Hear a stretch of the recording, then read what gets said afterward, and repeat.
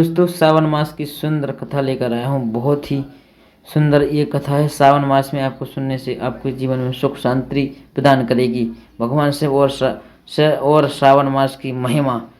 दोस्तों ये यहाँ पर श्रावण मास की महिमा आपको लिए मैं लेकर आया हूँ। अध्याय 1। बहुत समय पहले की बात है। एक सुंदर और शांत गांव था। गांव के चारों ओर हरे भरे पेड़ और तालाब थे। सावन माह का महीना शुरू होते ही चारों ओर हरियाली छा गई थी। बादल घिर आए थे और झिमझिम बारिश, वातावरण बहुत सुहावना हो गया था। गांव में एक गरीब लेकिन बहुत ही श्रद्धालु महिला रहती थी। उसका नाम गौरी था। गौरी भगवान भोलेनाथ की परम भक्त थी। उसके पास धन दौलत नहीं थी, लेकिन उसके मन में भगवान शिव के प्रति अटूट विश्वास था। सावन माह का पहला सोमवार आया। गौरी सुबह सूर्योदय से पहले उठी और उसने स्नान किया और घर के छोटे से शिवलिंग की सफाई की। फिर वह पास के तालाब से जल लेकर आई और शिवलिंग पर अर्पित करते हुए बोली, हे भोलेनाथ जी, मेरे पास आपको चढ़ने के लिए धन दौलत ना सोना चांदी मेरे पास है, लेकिन मेरे पास श्रद्धा है। प्रभु मेरी भक्ति स्वीकार करना। गौरी ने शिवलिंग पर बेलपत्र चढ़ाया और सच्चे मन से ओम नमः शिवाय का जाप करने लगी। उसी समय मंदिर के बाहर एक वृद्ध साधु आकर बैठ गए। उन्होंने गौरी की पूजा देखी और मुस्कुराते हुए कहा, बेटी, सावन में भगवान शिव की पूजा केवल दिखावे के लिए नहीं, बल्कि सच्चे मन और श्रद्धा से करनी चाहिए।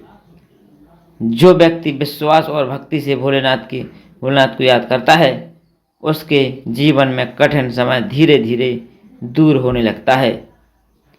गौरी ने साधु के चरणों में प्रणाम किया और पूछा, हे महाराज, सावन का महीना भगवान शिव को इतना प्रिय क्यों माना जाता है? तो साधु बोले, बेटी, इनके पीछे एक बहुत सुंदर कथा है। सावन मास भगवान शिव की आराधना और तपस्या का पवित्र समय माना जाता है। इस महीने में भक्त जल, बेलपत्र और श्रद्धा अर्पित करके भोलेनाथ का स्मरण करते हैं। भगवान शिव अपने भक्तों की सच्ची भावनाओं से प्रसन्न होते हैं। साधु ने आगे कहा, लेकिन याद रखना, भगवान शिव को प्रसन्न करने के लिए सबसे बड़ा पूजन है सच्चाई, दया, संयम और अच्छे कर्म। गौरी ने हाथ जोड़कर कहा, महाराज, आज से मैं भगवान शिव की पूजा करके साथ साथ जरूरतमंदों की सेवा भी करूंगी। साधु ने आशीर्वाद दिया, भोलेनाथ तुम्हारी मनोकामना पूर्ण करे। यह कहकर साधु वहां से चले गए। गौरी ने जब पीछे मुड़कर देखा तो साधु कहीं दिखाई नहीं दिए। वह समझ गई कि शायद भोलेनाथ स्वयं उसकी परीक्षा लेने आए थे। उसने हाथ जोड़कर कहा, हर हर महादेव, हे भोलेनाथ जी, मेरी भक्ति में कभी कमी मत आने देना। उस दिन से गौरी ने सावन के प्रत्येक सोमवार को भगवान शिव की पूजा करने के साथ गरीबों और जरूरतमंदों की सहायता करने का संकल्प लिया। धीरे धीरे उसके जीवन में खुशियां आने लगीं, लेकिन गौरी को कहीं अभी यह पता नहीं था कि सावन के अगले सोमवार को उसके जीवन में एक ऐसी घटना होने वाली थी जो उसकी पूरी जिंदगी बदल देगी।